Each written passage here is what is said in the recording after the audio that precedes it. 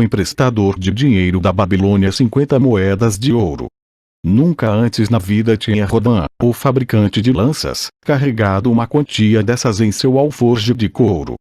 Descia a estrada real cheio de contentamento, depois de ter deixado o palácio do soberano mais liberal do mundo. As moedas tilintavam agradavelmente à medida que o alforje preso ao cinturão balançava a cada passo, a música mais divina que já tinha ouvido. 50 moedas de ouro. Tudo seu. Mal podia acreditar em sua boa sorte. Quanto poder nesses discos tilintantes! Podia comprar o que bem entendesse: uma grande casa, terras, gado, camelos, cavalos, carruagens, o que quer que desejasse. Que uso devia fazer disso?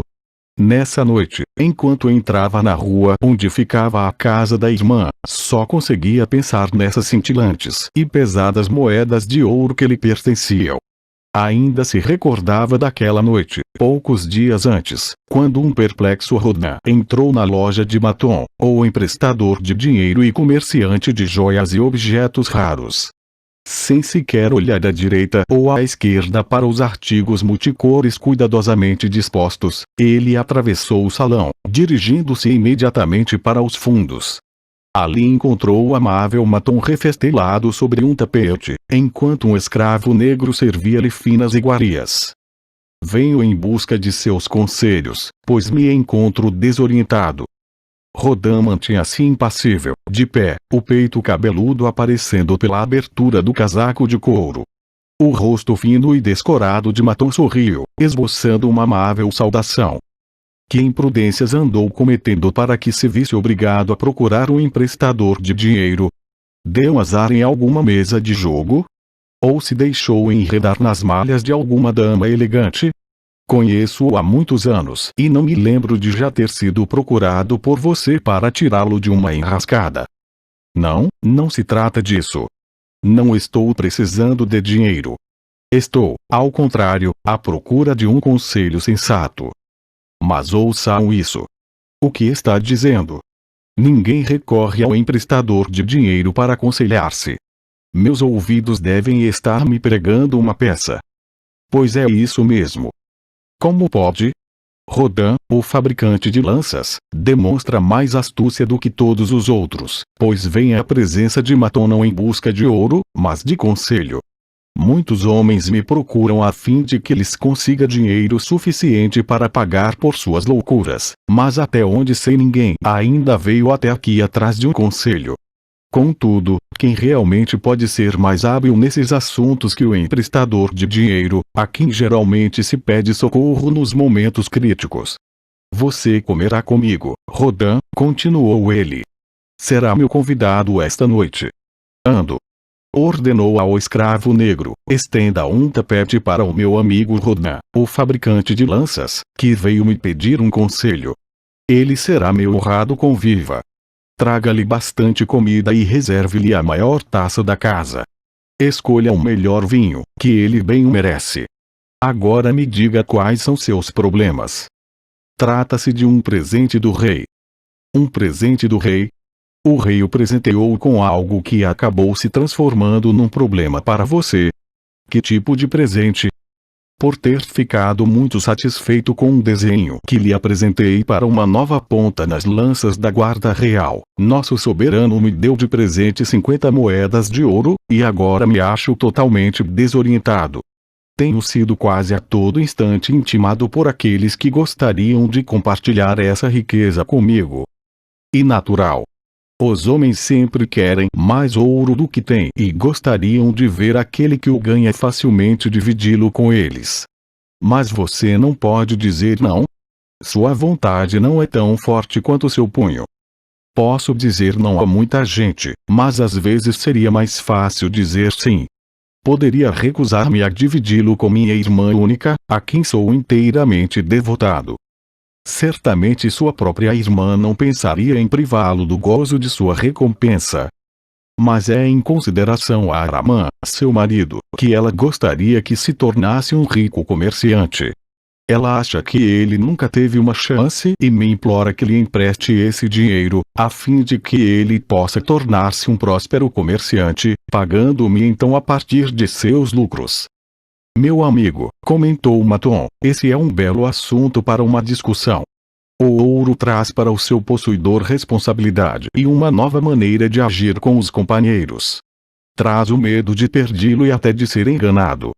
Traz uma sensação de poder e disponibilidade para praticar o bem. Pode ainda fazer com que suas melhores intenções lhe arranjem belas dificuldades.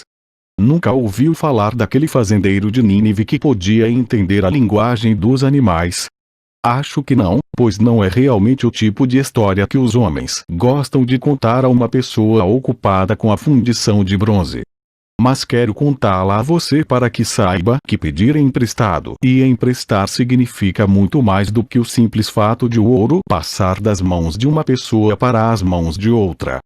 Esse fazendeiro, que podia entender a conversa que os animais mantinham entre si, demorava-se toda a noite no quintal da fazenda justamente para ouvir o que eles diziam. Uma noite, ele ouviu o cavalo queixando-se ao asno dos rigores de sua sorte. Trabalho puxando o arado da manhã à noite. Por mais quente que esteja o dia, por mais cansadas que se sintam minhas pernas, por mais que o laço esfole meu pescoço, sou obrigado a dar conta do recado. Você, entretanto, é uma criatura que tem suas horas de descanso. Você é forrado com mantas multicores e não tem mais que carregar nosso amo aos lugares aonde ele deseja ir. Quando o homem não sai, você fica descansando e comendo a grama verde durante todo o dia. O asno, apesar de seus famosos coices, era um bom companheiro e simpatizava com o cavalo. Meu bom amigo, replicou ele, você realmente trabalha muito pesado, e eu gostaria de ajudá-lo. Por isso direi como pode fazer para ter um dia de descanso. Pela manhã, quando o escravo vier para amarrá-lo ao arado, deite-se no chão e solte os maiores gemidos que puder, para que ele diga que você se encontra doente e não tem condições de trabalhar. Assim fez o cavalo, e no outro dia o escravo saiu à cata do amo para comunicar-lhe que o cavalo estava doente e não podia ser amarrado ao arado. Então, disse o fazendeiro, use o asno para fazer o serviço durante o dia inteiro. O asno, que só tinha querido ajudar um companheiro, viu-se compelido a dar conta da tarefa do outro. À noite, depois de desamarrado do arado, seu coração estava amargo, as pernas em frangalhos, o pescoço todo esfolado. O fazendeiro tinha permanecido no terreiro para escutar. O cavalo iniciou a conversa. Você é um bom amigo. Devido ao seu sábio conselho, pude descansar durante todo o dia enquanto eu, reclamou o asno, sou como toda essa gente de bom coração que começa por ajudar um amigo e acaba sendo obrigado a fazer as tarefas dele. A partir de agora, você deve puxar como sempre o arado, pois ouvi o amo ordenar ao escravo que o leve para o açougueiro se você ficar doente de novo. Tomara que ele o faça mesmo, pois você é um companheiro preguiçoso. A partir de então não se falaram mais, aquele episódio tendo acabado com a amizade dos dois. Saberia me dizer a moral dessa história, Rodin? É uma boa história, respondeu Rodin, mas não percebo que moral pode haver. Não achava que você saberia. Mas existe, é muito simples. Apenas isto. Se deseja ajudar um amigo, faça-o, mas de modo que os fardos dele não sejam colocados sobre os seus ombros. Não tinha pensado nisso. É uma sábia moral. Não quero assumir os fardos do marido de minha irmã. Mas há uma coisa. Você empresta a muita gente. Os que pedem emprestado não lhe pagam? Maton sorriu o sorriso daqueles cuja alma está repleta de experiências da vida. Que emprestado de dinheiro teria êxito se os que pedem emprestado não pudessem pagar? O emprestador não deve ser sensato e considerar cuidadosamente se seu ouro terá um desempenho proveitoso para o credor e se voltará em maior quantidade para ele, ou se será devastado por uma pessoa incapaz de fazer um uso inteligente do dinheiro, deixando sem seu tesouro e obrigando aquele que fez o empréstimo a um débito que não pode acertar. Eu lhe mostrarei os objetos guardados em minha caixa de penhores e deixarei que eles lhe contem algumas dessas histórias. Ele trouxe para o aposento uma grande caixa forrada com pele de porco vermelha e enfeitada com desenhos de bronze. Colocou-a no chão e agachou-se diante dela, as duas mãos sobre a tampa.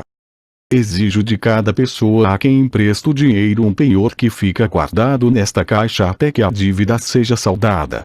Quando pagam, devolvo. Se nunca o fazem, fico com o penhor como uma permanente recordação daquele que não foi digno de minha confiança. Os empréstimos mais seguros, de acordo com as experiências que tive com minha caixa de penhores, são para aqueles cujos bens têm mais valor que o empréstimo que desejam. São donos de terras ou joias, camelos ou outras coisas que podem ser vendidas para amortizar a quantia em débito. Alguns penhores são joias mais valiosas que a dívida. Outros são documentos estabelecendo que em caso de não pagamento o devedor passa automaticamente para o meu nome uma determinada propriedade. Fazendo empréstimos dessa natureza, asseguro-me quanto ao retorno do meu capital mais os rendimentos, pois o empréstimo está baseado no valor dos bens. Em outra classe acham-se os devedores que têm capacidade para ganhar dinheiro. São como você, que trabalha ou presta um serviço em troca de uma remuneração. Eles têm algum tipo de renda, e, se são honestos e não sofrem nenhum infortúnio, sei que posso contar com o pagamento do empréstimo, além dos juros combinados. Tais compromissos estão baseados no esforço humano. Temos ainda os que não possuem nada de valor nem mostram capacidade para uma remuneração periódica. A vida é dura, e sempre existirá quem se veja derrotado por suas exigências. Aos empréstimos que lhes faço, ainda que tenha o cuidado de estabelecer quantias mínimas, minha caixa de penhores poderá censurar-me pelos anos vindouros, a menos que tais quantias sejam garantidas por bons amigos desses devedores que os veem como pessoas honradas. Matou destravou o fecho e abriu a tampa. Rodin curvou-se avidamente para a frente. No alto da caixa, uma echarpe cor de bronze descansava sobre um pano vermelho. Matou pegou a echarpe e acariciou-a. Isto ficará para sempre em minha caixa de penhores, porque o dono já passou há muito para a grande escuridão. Continuo guardando esta garantia mais como uma prova de sua própria recordação, pois ele foi um bom amigo. Fizemos muito bons negócios juntos até que, voltando de uma viagem ao leste, ele trouxe uma mulher para casar-se, uma mulher bonita, mas não como as nossas. Uma criatura encantadora. Ele gastou todo o seu dinheiro para satisfazer os desejos dela. Veio até mim em grande desespero quando já se achava numa situação deplorável. Discutimos o assunto. Contei-lhe que o ajudaria a retomar seus próprios negócios. Ele jurou pelo grande touro que estava disposto a fazê-lo. Mas não era o que estava escrito. Numa briga, ela enfiou-lhe uma faca no peito. E ela? Perguntou Rodin. Sim, claro, isto pertencia a ela. Ele apanhou o pano vermelho. Amargando um terrível remorso, a mulher atirou-se às águas do Eufrates. Esses dois empréstimos nunca serão pagos. A caixa de penhores mostra-lhe, Rodin, que os seres humanos, sob a ação de fortes emoções, constituem um grande risco para o emprestador de dinheiro. Aqui. Isto é diferente. Ele apanhou um anel de osso de boi. Isto pertence a um fazendeiro. Eu compro os tapetes de sua mulher. Os gafanhotos arrasaram-lhes a plantação, e eles ficaram sem comida. Ajudei o fazendeiro, e, quando houve a nova colheita, ele me pagou. Mais tarde ele voltou e me falou de estranhas cabras numa distante terra, tal como as tinha descrito um viajante. Animais com pelos tão finos e macios que deles se podiam fazer tapetes mais belos que quaisquer outros já vistos na Babilônia. Queria trazer um rebanho, mas não tinha dinheiro. Assim, emprestei-lhe dinheiro para a viagem e para comprar as cabras. Agora sua criação já começou, e no próximo ano surpreenderei os nobres da Babilônia com os mais caros tapetes que sua grande fortuna pode comprar. Em breve estarei devolvendo seu anel. Ele insiste em me pagar imediatamente. Alguns clientes fazem isso? Perguntou Rodin. Se pedem para propósitos que lhes tragam de volta o dinheiro, sim. Mas, se pedem por causa de suas imprudências, é preciso ter cuidado, pois você pode acabar ficando sem o seu dinheiro. Fale-me sobre isto, solicitou Rodin, retirando da caixa um bracelete de ouro incrustado com joias de raro desenho. As mulheres agradam ao meu bom amigo, caçoou Maton. Ainda sou muito mais jovem que você, retorquiu Rodin. Concordo, mas desta vez você está supondo uma história de amor onde ela não existe. A dona deste penhor é gorda, enrugada, e tagarela o tempo todo, quase me levando à loucura. Houve um tempo em que ela e o marido tinham dinheiro e eram bons clientes, mas as coisas começaram a dar errado para o lado deles. Ela tem um filho a quem gostaria de tornar um comerciante. Assim, me procurou e pediu-me dinheiro emprestado para que o filho pudesse entrar como sócio de líder de uma caravana que viajava com seus camelos, negociando numa determinada cidade o que compravam em outra. Esse homem revelou-se um tratante, pois deixou o pobre do rapaz perdido numa cidade longínqua, sem dinheiro nem amigos, dando fora enquanto ele dormia. Talvez ele me pague quando for adulto. Até lá não tenho rendimento algum sobre o empréstimo, só muita conversa. Mas devo admitir que as joias valem mais que a dívida. Ela pediu seu conselho quanto à sensatez do empréstimo. Muito pelo contrário. Ela mesma imaginou o filho como um rico e poderoso homem da Babilônia. Sugerir outra coisa teria deixado a mulher enfurecida. Tentei com habilidade dissuadi-la. Eu sabia dos riscos que esse jovem inexperiente estava correndo, mas, como ela estava oferecendo um penhor, não pude recusar. Isto, continuou Maton, balançando um pedaço de cordão de embrulho amarrado num nó, pertence a Nebatur, o negociante de camelos. Quando ele compra um rebanho cujo valor ultrapassa suas reservas, ele me traz este nó, e eu lhe empresto de acordo com suas necessidades. É um sábio negociante. Tenho confiança em seu bom tirocínio e posso emprestar-lhe livremente. Muitos outros comerciantes da Babilônia gozam de credibilidade junto a mim por causa do comportamento correto que costumam terça-feira seus penhores entram e saem frequentemente de minha caixa. Bons comerciantes são uma vantagem para nossa cidade. Isso permite que eu os ajude a manter os negócios que tornam a Babilônia tão próspera.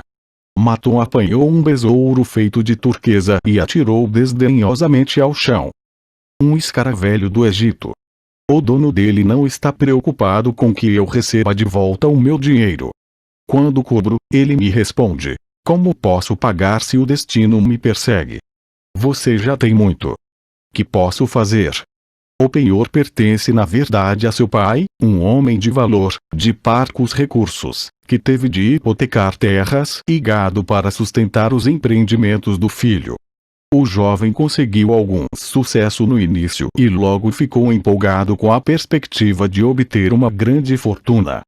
Era ainda imaturo, e suas empresas foram à bancarrota. A juventude é ambiciosa.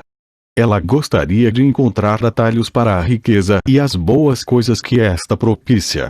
Para conseguir ficar rapidamente rico, o jovem é capaz de fazer empréstimos insensatos.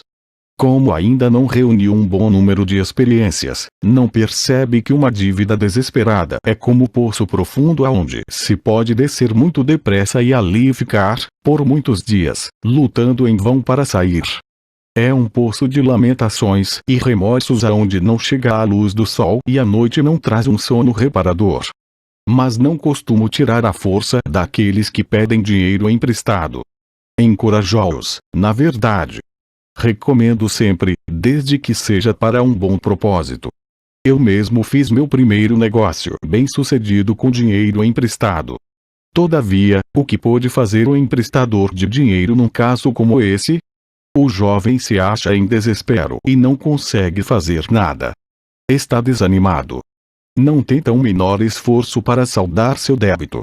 Meu coração luta contra a ideia de privar o pai de sua terra e de seu gado. Você está me contando muita coisa que eu realmente queria saber, arriscou Rodan, mas ainda não respondeu à pergunta que lhe fiz. Devo emprestar minhas 50 moedas de ouro ao marido de minha irmã. Elas representam muito para mim. Sua irmã é uma excelente mulher por quem tenho grande estima. Se o marido dela me procurasse para pedir 50 moedas de ouro, eu o interrogaria quanto ao uso que estava pretendendo dar a uma soma como essa. Se ele me respondesse que seu desejo era tornar-se um comerciante e investir em joias e suprimentos finos, eu diria: quais são seus conhecimentos nesse ramo de negócios? Você sabe onde comprar a preços mais baixos? Sabe onde vender a preços vantajosos? Ele pode dizer sim a todas essas perguntas. Não, não pode, admitiu Rodan. Ele já me ajudou na fabricação de lanças e nas lojas. Então eu lhe diria que seus propósitos não são sensatos. Os comerciantes devem aprender o seu ofício. Por mais valiosa que fosse, sua ambição não teria chances de sucesso, e eu não lhe emprestaria dinheiro algum. Mas vamos supor que ele dissesse: sim, já ajudei muitos comerciantes. Sei como viajar a Esmirna e ali comprar a preços baixos os tapetes tecidos pelas donas de casa. Conheço igualmente muitos homens ricos na Babilônia dispostos a pagar bem por eles. Eu diria: seu propósito é sensato, e sua ambição, louvável. Ficarei feliz em lhe emprestar as 50 moedas de ouro, se você me der uma garantia equivalente ao valor do débito. Digamos que ele contra-atacasse. Não tenho outra garantia senão minha condição de homem honesto e a palavra de que lhe pagarei bem pelo empréstimo. Eu seria obrigado a ponderar. Tenho em alta conta cada moeda de ouro. Se os salteadores roubarem essas moedas de ouro durante sua viagem a Esmirna ou seus tapetes quando estiver voltando, você então não terá qualquer possibilidade de reembolsar-me, e meu ouro terá ido embora. O ouro, Rodan, é a mercadoria do emprestador de dinheiro. E fácil emprestar. Se você concede um empréstimo insensato, ele tem poucas chances de voltar para o seu bolso. O emprestador prudente deseja não o risco do empreendimento, mas a garantia de que vai ser reembolsado. É uma coisa boa socorrer os que estão em apuros, ajudar aqueles a quem o destino tem reservado contrariedades pesadas, prestar assistência aos que estão começando, para que eles possam progredir e tornarem-se cidadãos de valor, mas tudo isso deve ser propiciado com sensatez. Você com certeza ainda se recorda do asno da história. Em nosso desejo de ser úteis, podemos correr o risco de carregar os fardos que pertencem a outrem. Novamente me desviei de sua pergunta, Rodan, mas ouça minha resposta. Guarde consigo suas 50 moedas de ouro. Aquilo que você ganha com seu trabalho e aquilo que lhe dão como uma recompensa pertencem a você, e ninguém tem o direito de compartilhá-los a menos que você mesmo tenha essa intenção. Se quiser emprestar seu dinheiro a fim de aumentar sua fortuna, faça-o com cautela e diversificando os clientes. Não gosto de dinheiro parado, mas menos ainda de dinheiro mal emprestado. Há quantos anos trabalha como um fabricante de lanças? 3 anos completos. Quanto guardou, sem contar o presente do rei? 3 moedas de ouro. Em cada ano trabalhado você deixou de adquirir boas coisas para economizar de seus vencimentos uma moeda de ouro? É como está dizendo. Então poderia economizar em 50 anos de trabalho 50 moedas de ouro por sua abnegação. Seria realmente uma vida inteira de trabalho. Acha que sua irmã desejaria acabar com as economias de 50 anos de trabalho para que seu marido possa fazer uma tentativa na profissão de comerciante? Bem, nos termos que você está usando, não. Então vá até ela e diga-lhe: trabalhei todos os dias, exceto os de descanso, durante 3 anos, da manhã à noite, e recusando a mim mesmo muitas coisas que meu coração desejava. Minhas economias em cada ano de trabalho e renúncia não passam de uma moeda de ouro.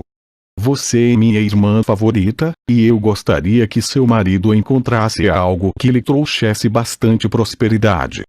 Se ele submeter a mim um projeto que pareça sensato e cabível a meu amigo Maton, então lhe emprestarei de bom grado minhas economias de um ano inteiro, para que ele possa ter uma oportunidade de provar que tem condições de ser bem-sucedido.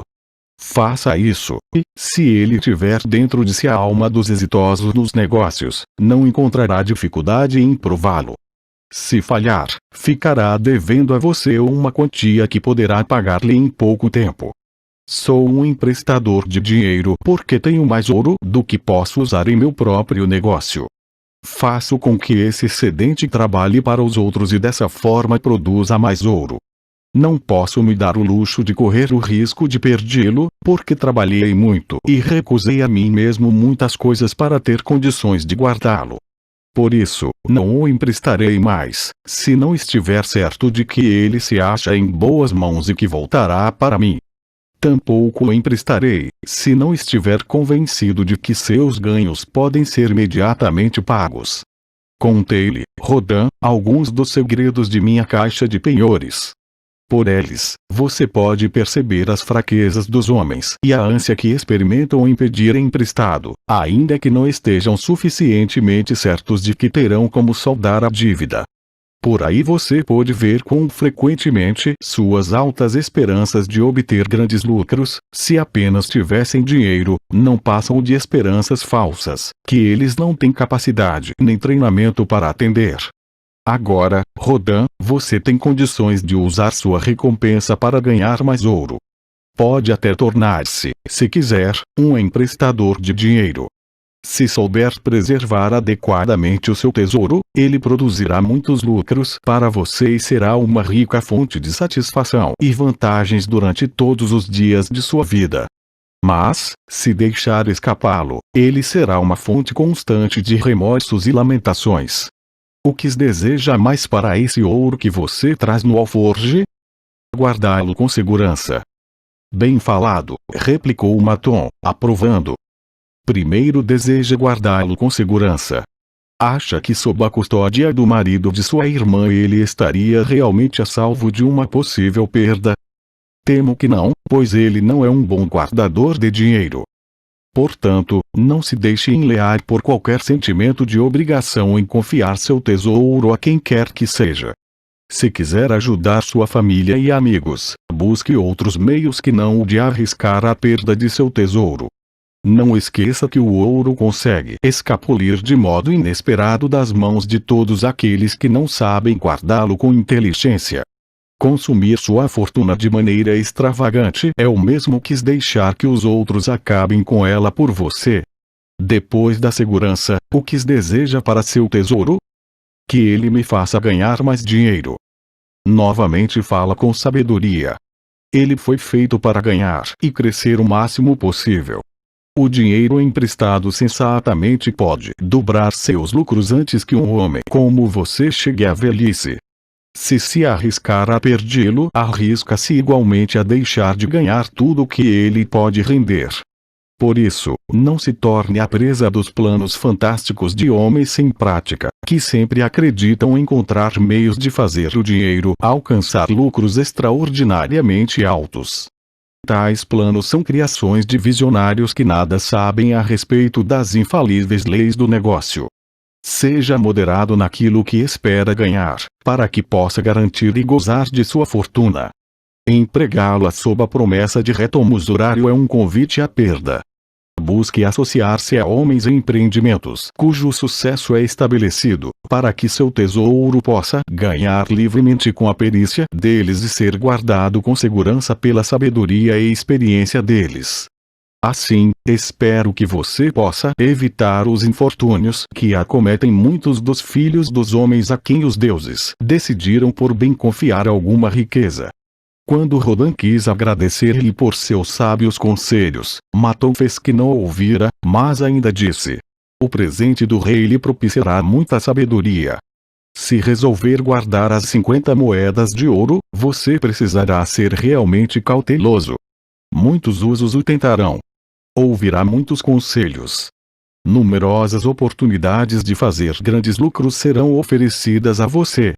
As histórias de minha caixa de penhores devem lembrá-lo de verificar bem as possibilidades de retorno antes de deixar que uma única moeda de ouro saia de seu bolso. Quando precisar de mais conselhos, venha me procurar.